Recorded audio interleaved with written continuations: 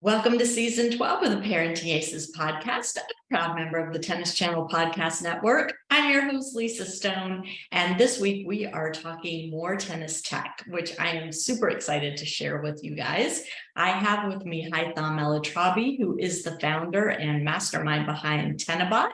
It is a robotic ball retrieval machine, a robot, super cool piece of equipment to make your training sessions more efficient and have more time with the coach instead of the coach on the phone and the player picking up balls or what have you. So I'm super excited to introduce Tennibot to all of you. Before I bring Haitham on, I want to just give you a quick reminder. If you have not joined us as a premium member, we sure would love to have you. Just go to parentingaces.com, click on the join button, and it will take you through the couple of quick, easy steps to get all signed up.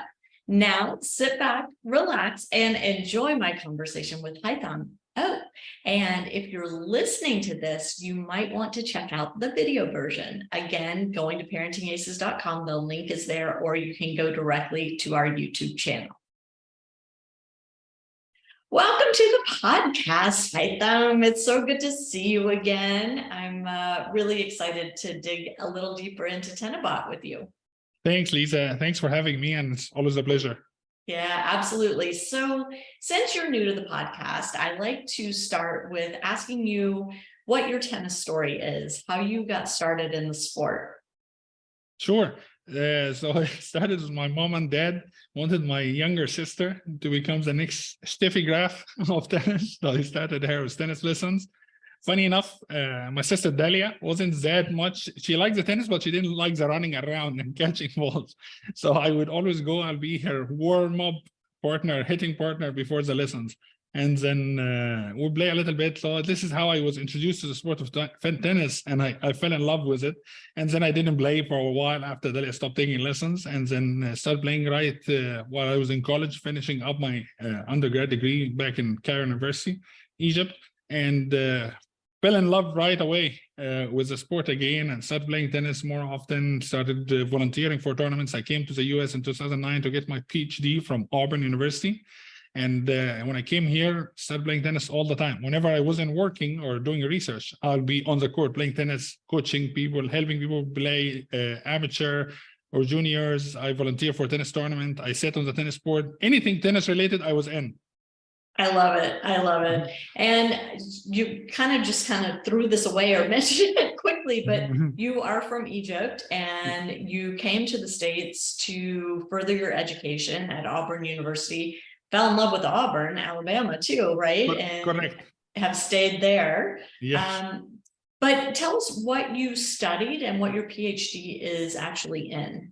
So I got a PhD and an MBA concurrently. I did my PhD in civil engineering and I did an MBA in Masters of Business Administration. Both did them in Auburn. And like you said, I fell in love with the town. I mean, I traveled all over the US, but Auburn, they got the loveliest village on the plain. And I do love the weather. The folks, people are very nice down here, and everyone like walking around with a smile on their face. So Auburn have a special place in my heart. Yeah.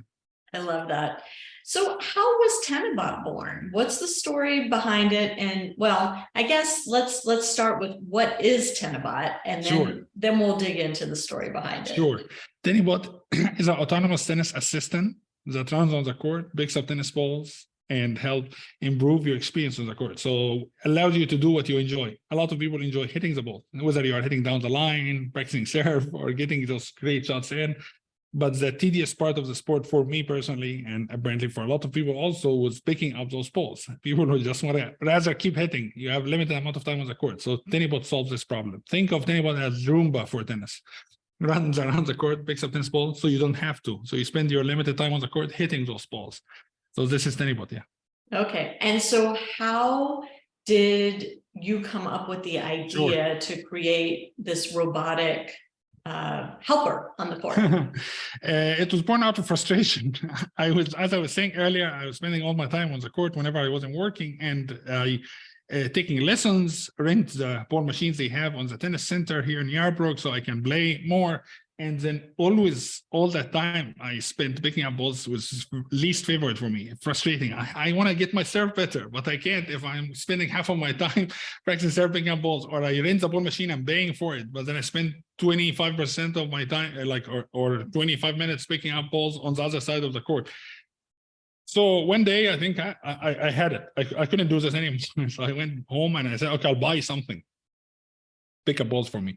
And then all the alternatives was like manual mowers, manual picker uppers, manual hoppers, and all of this still involved me stop playing to go pick up balls. So I wanted to buy something that will do it for me autonomously. There was nothing. So this is how Tennibot was born. I was trying to build something for myself to solve this problem because I enjoy tennis too much to spend the time picking up tennis ball. And what made you decide to create a company, a business around this? Great question. I was finishing up my PhD, and I remember my advisor was telling me, so what's the plan? What do you want to do now? I can either go teach and become a professor, or I can continue tinkering with that super cool idea at the time that I was very excited about, that building up a robot that picks up tennis balls for me. So after doing a little bit of thinking and doing a little bit of research and talking with several folks I respect and admire, I felt, okay, I can always go back to school and teaching later on, but I really want to build this for myself. And luckily, a lot of people seem to share the same thought and the same mentality, in the sense of like, oh man, I really don't want to pick up balls. I'd rather spend time hitting those balls. So this is how the decision was made, basically, towards the end of my PhD. But thanks for asking. Yeah. And so now you have a website. Tennibot is in production. Who is it for? Is it for the recreational player like yourself? Tell us.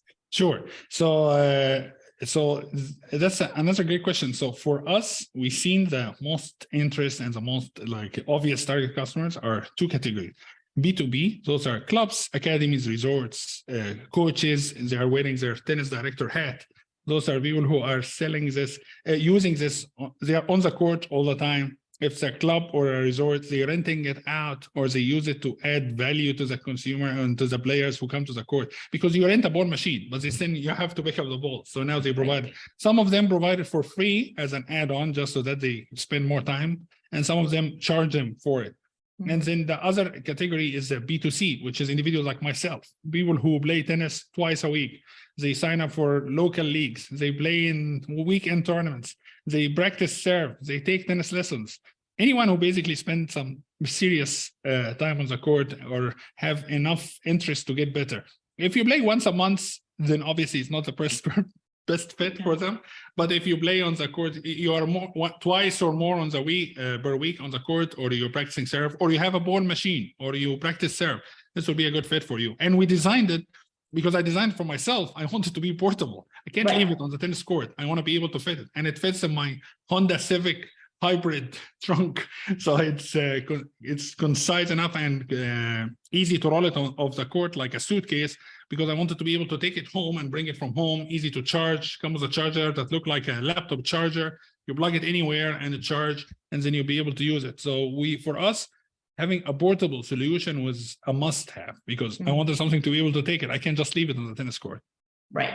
So talk about, once you have it out of the car, what do you have to do to get it ready to pick up balls? So great question. So you bring it out to the court. I wanted to make it painless as possible. So it gets shipped pre-assembled. All you need to do is just put on the arms on the front of the Tennibot that will allow it to move the balls around, and turn it on. You turn on the station on the net post. So first time there's a little bit of learning curve, but once you learn the ropes, it takes 2 to 3 minutes to set it up on the court, where you turn it on the app, choose where you want to pick up balls, and let it go, and it keep doing a thing. And we keep adding features. So for example, have a return home feature now. So the idea is it pick up whatever number of balls you decide. I wanted to pick up 80 balls and come back, 60 balls and come back. The idea behind it is you don't have to stop. It continuously picking up balls come to you, empty it, put the net back in, and then it goes back on its way. You don't have to get your phone out of your pocket. It's just continuously picking up balls while you're playing. I love that. And so once it does pick up the balls, you mentioned taking the net out. So how does that work? How do you get the balls out of the Tennibot back into your hopper if you're serving, or your ball machine? Yeah. Sure. It comes with a small knit bag, have a couple of magnets holding it in place. You pick it up, you drop it off. We wanted to make it seamless and easy. So there's a lot of hopper, different size, different shapes, a lot of ball machines. So the idea behind it, you go down, unclasp those 4 magnets, take it, drop it off in the ball machine or the ball hopper, put it back in, and less than 2 seconds, and it's back on its way. You don't even need to tell it to go back. After whatever the defined amount of time you decided, it will go back, pick up balls, and come back to you. That's so cool. So it's kind of like a laundry hamper, with an insert, right? Like Correct. Once it's full, you just lift the insert out, dump Correct. the balls, and then back Correct. it goes. And it's funny you mentioning this because back in one of the early inspirations was the laundry hamper. We wanted something simple.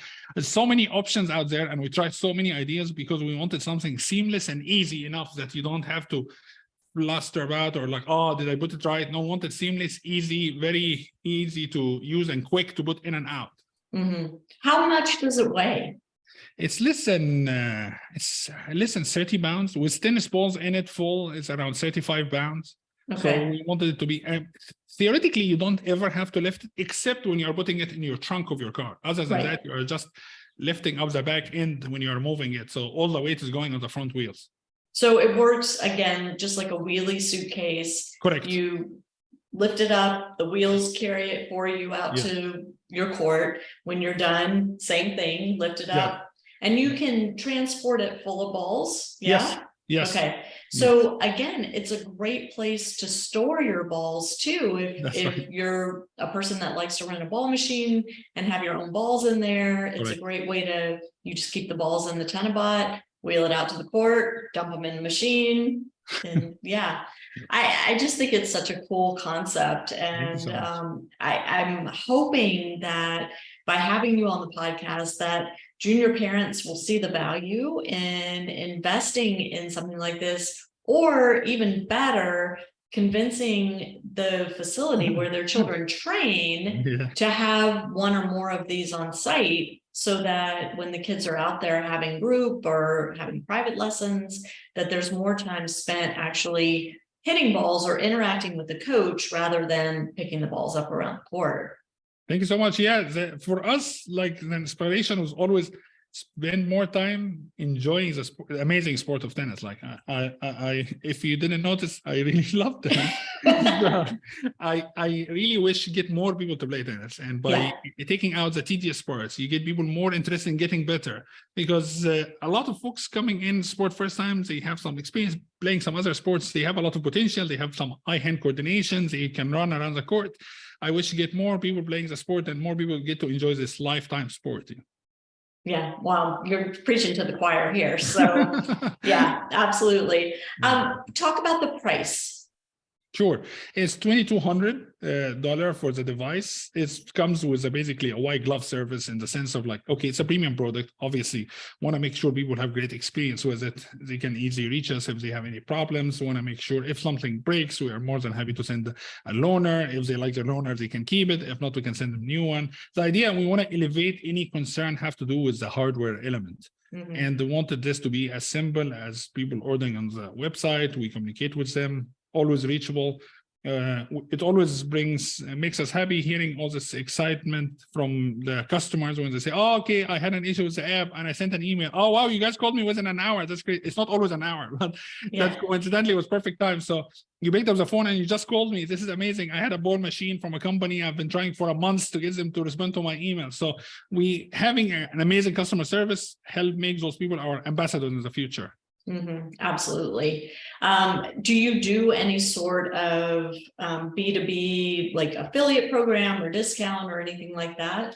Not yet. We will in the future, but now we have been getting a lot of orders and backlog orders, and we are not even able to ship them in real time yet. So we are trying to address all this backlog. And once we are done and getting our production matching those demands, we'll start offering those programs and having even more people going towards it. So far, we have been just getting a lot of organic outreach from clubs, academies, individuals, players, parents who want to save their kids some time to play better.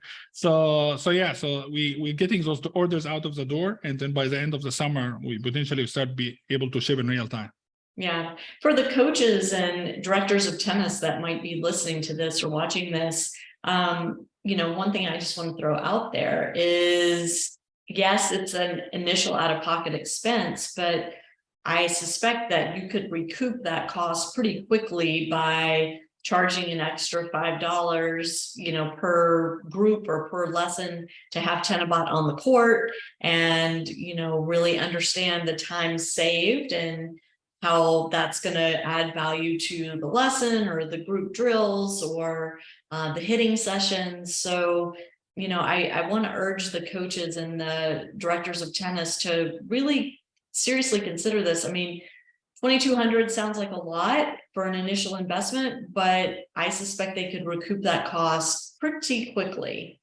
100%. And I totally agree. We already had some coaches told us they bumped up their rates specifically since they bought the Tennibot, and they haven't had much pushback because the parents, the kids, even adults taking lessons with them, they see that, okay, their lesson just became much more efficient. They get to spend extra 10, 15 minutes per hour talking with a coach or hitting more balls rather than running around the court, picking them up quickly before the next lesson starts. Right. Well, and that's kind of the cool thing is, and you were talking about this earlier, but it's my brain's working slowly today, so I apologize for that. But I'm thinking, if you have it set up so that it's constantly bringing the balls back to you, there's never an empty basket. There's never an empty ball machine. You can constantly be reloading so that, you're hitting additional balls than you would normally be able to hit in that hour or that 30-minute time slot. Definitely. And for me, ideally, I want the only limitation becomes the player or the coach. They want to take a time out to go take a sip of water. Sure, you can go rest. You can just take a sip of water. You can talk with the coach about your shots rather than go pick up balls.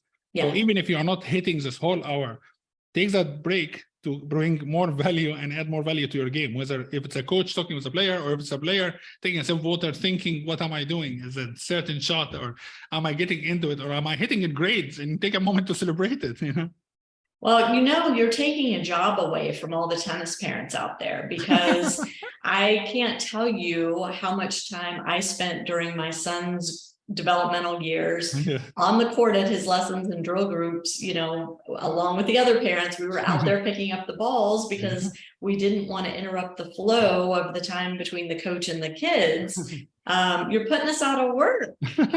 Hopefully you guys will spend more time enjoying watching the kids playing or giving them feedback about their game. I see this all the time on the tennis court here. Whenever there's a lesson, and I used to see parents running on the court trying to speed up the process. So hopefully they don't have to worry about this now. They can just actually get to see the player development and how the kids are improving. What is the coach is saying to them? What resonates well with them? So definitely, hopefully we're taking away an undesirable job away from you all. And now you have no excuse to hang out if you don't really need to be there. You can go take care of other things and let the child have their lesson with the coach and come back and pick them up when it's over, right? Which is a lot of coaches prefer that, I will just say. So, but yeah, I think this is such a cool development. It's kind of mind-boggling that it's taken till now for something like this to come on the market. Are you getting a lot of positive feedback? I mean, what are you hearing from the clubs and the coaches? So far, things have been going great. People really like it, seem to very appreciate it. I have customers sending me screenshots of the app showing me, see how many balls they picked up for me in this 1 hour session.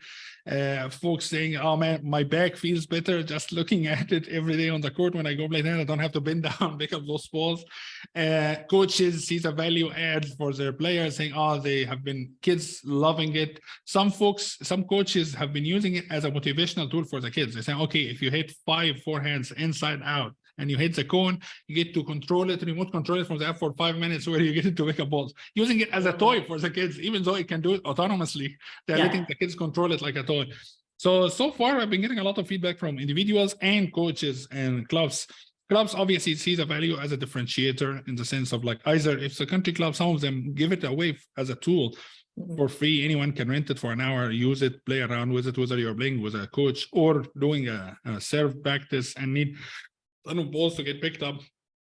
Or some people give it away with their ball machine, and some folks renting it out and seeing revenue streams coming in for the club, because now every time, whether you're practicing serve or you're playing with a ball machine, it's a no-brainer. Yeah. Yeah. Yeah, I think it's absolutely genius. You mentioned that once you catch up with your backlog, that there may be some improvements coming down the pike.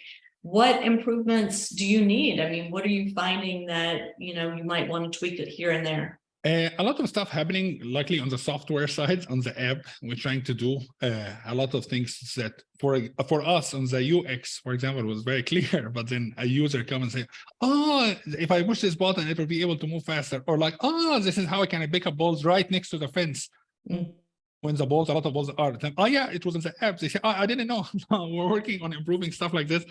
And a lot of the stuff happening also on the software, on the firmware, on the robot itself, better recognizing balls, dealing with different lighting conditions, being able to pick up some of the dead balls, wet balls, stuff like that, handling different surfaces if it just rained on a clay court, things like this. But all of this stuff can be done over air updates. So once the user buys a Tennibot, it will pop up on their app telling them, "Hey, we have a new version of the app or a new version of the Tennibot firmware. Would you mind connecting it to Wi-Fi so you can actually push it?" Or if you already connect to Wi-Fi on the club or at your house, it will automatically do an over-air update that will take few minutes, and suddenly you have even a better product. Yeah, that's so cool. That's Thank really you so cool. much. And it didn't even occur to me that it has to be able to work on clay. It has to be able to work on hard. Does it work Correct. on grass as well?